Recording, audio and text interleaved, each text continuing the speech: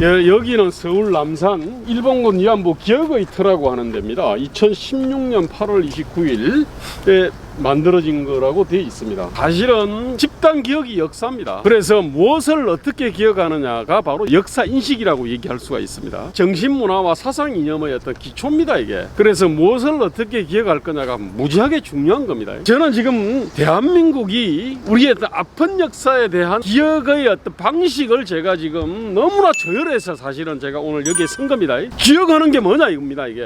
온통 이게 뭐냐면은 그냥 일본 놈 나쁜 놈 그 얘기거든요. 그런데 왜 위안부라고 하는, 그나마도 이게 어떤 사실과 진실에 어떤 기반한 거라 그러면은 또 몰라도 이게 지금 완전히 어떤 그 허구에 근거해 있는 거 아닙니까, 그죠? 아니, 아픈 역사든 영광의 역사든 간에 그건 진실과 사실에 기반해야 됩니다. 허구와 거짓에 기반하면 안 되는데, 그나마도 지금 현재 위안부 기억의 쉼터라는 거는 기본적으로 거짓과 허위의 어떤 역사 위에 있습니다, 이게. 자, 여기 보면 또 재밌는 게 있습니다. 여기에 보면은 이게 뭐 위안부 피해자 할머니 247명으로 돼 있어요. 이분들 중에 보면은 여기가 지금 하나 비었죠. 예? 원래 이름이 있던데 파낸 겁니다. 그 다음에 여기도 이름이 2개가 있었어요. 이것도 파낸 겁니다.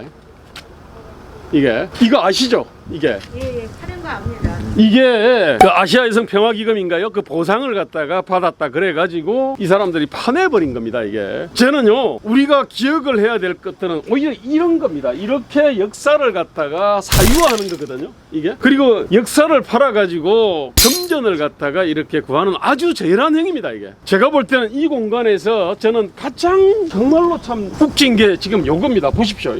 이게 뭐냐면 돼지의 눈이라 돼 있어요. 뭐라 그랬냐면은 일본의 진정한 사과를 받지 못해 우린 아직 해방되지 않았다. 이 얘기가 무슨 얘기냐면은 일본이 진정한 사과를 해라 이런 얘기입니다. 그럼 진정한 사과를 하지 않으면 해방 안 된 거네? 이게 뭐냐면 바로 남한테 말입니다. 일본 보고 우리 해방시켜줘 요구입니다, 이게. 해방은 자기가 하는 거예요, 이게. 아니, 일본의 어떤 사과 여부와 상관없이 말입니다, 우리는 해방을 갖다가 선언하는 겁니다, 이게. 얼마나 이게 비주체적이고 노예적인 사고방식입니까? 근데 이거를 갖다가 떡 붙여놨어요, 이게. 정말로 이게 부끄러운 겁니다, 이게.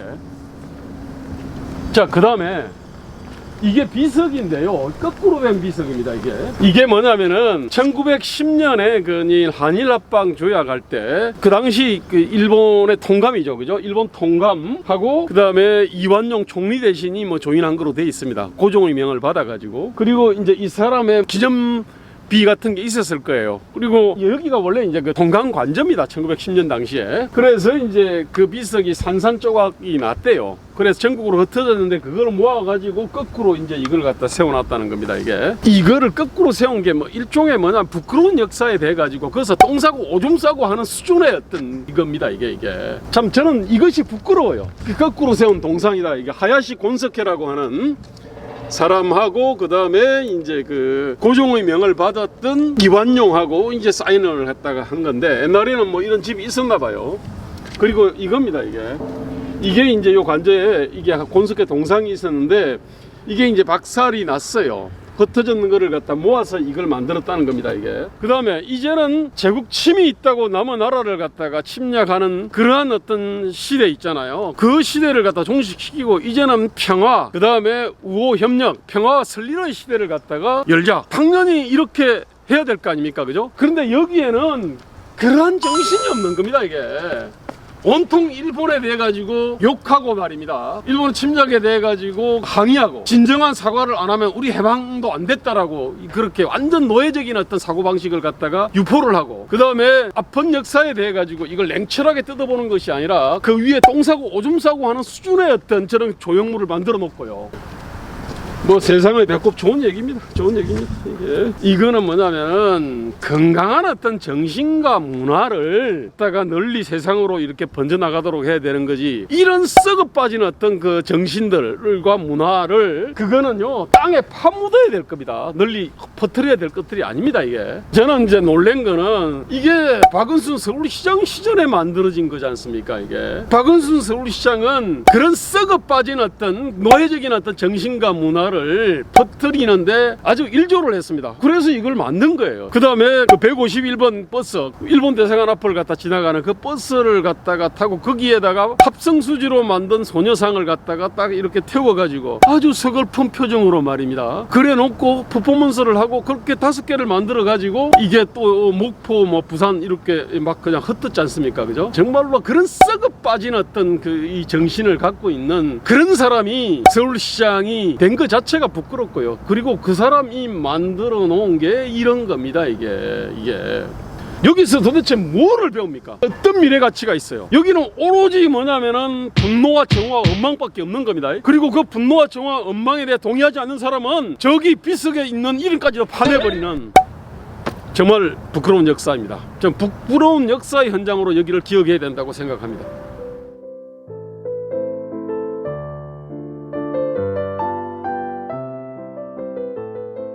김순덕의 끌려감이라는 그림인데, 끌려감이라는 그림을 이렇게 조각을 해놨단 말이죠. 이 그림을 그린 사람이 김순덕인데 이 그림이 교과서에도 실려 있어요. 누구한테 끌려갔냐면 이 손이란 말이죠. 여기 있는 손, 이 손을 이제 소녀의 손목을 움켜잡은 손인데 이것을 일본군이라고 이야기하는 거예요. 일본군 손이라고. 근데 김순덕의 증언에 따르면은 자기는 공장에 돈을 벌 수 있어서 돈을 번다고 해서 따라갔다고 한 거예요. 일본 군인이 돈 벌게 한다고 데려가요, 여자를? 그렇게 거짓말을 여기다가 새겨놨단 말이죠. 그러면서 이게 상징적이 된 거야.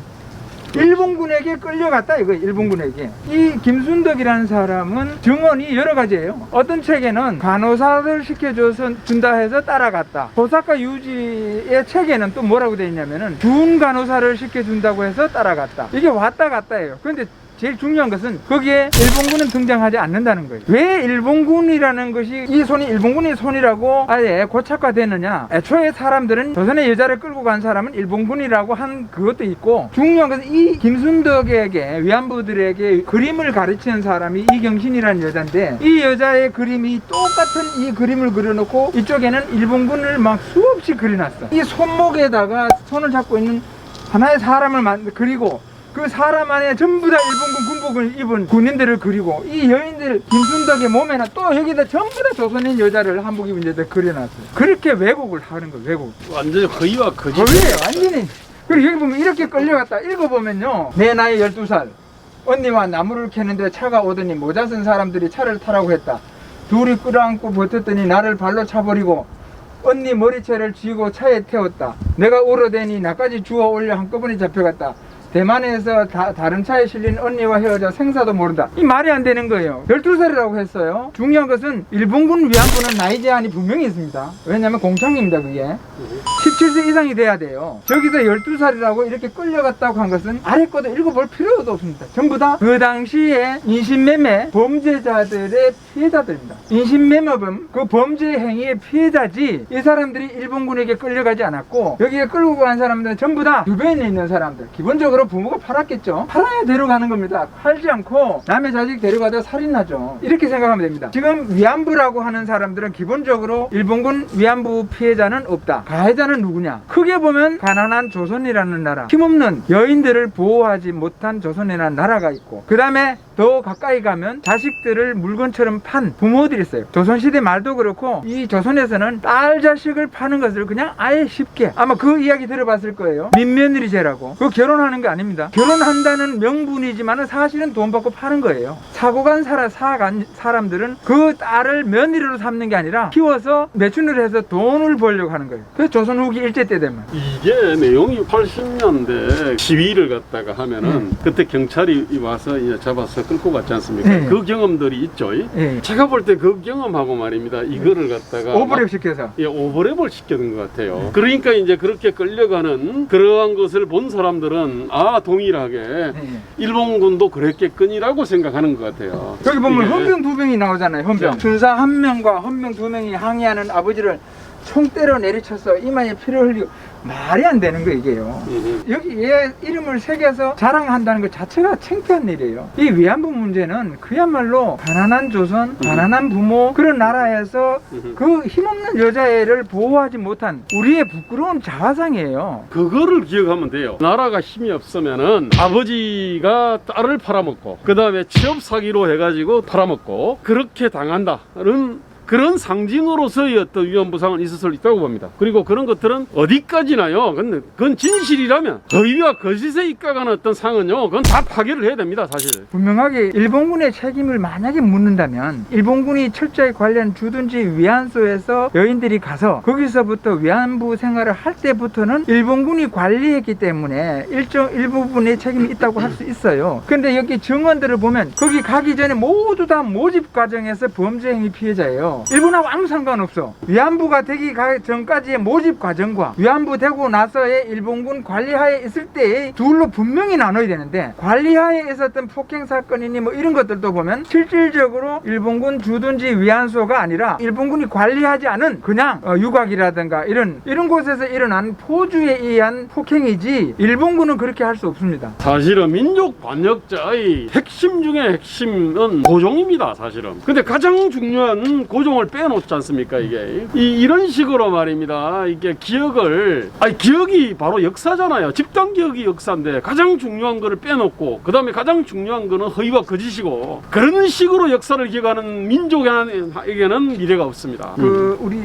여성가족부라든가 정의원에서 다루고 있는 이 위안부 문제는 국민들에게 왜곡된 역사를 가지고 증오심을 키워주는 그런 아주 사악한 짓입니다. 그렇죠, 그리고 사악한 짓이죠. 저 위안부상도 그것도 한마디로 역사적 사실과 전혀 맞지 않습니다. 왜냐하면 위안부는 기본적으로 17세 이상인데 그 조각상은 딸내미 11살짜리 딸을 앉혀놓고 13세에서 15세를 상징하는 동영상으로 만들었단 말이죠. 그 역사 왜곡입니다. 그것도 흉물이자 증오의 상징물입니다.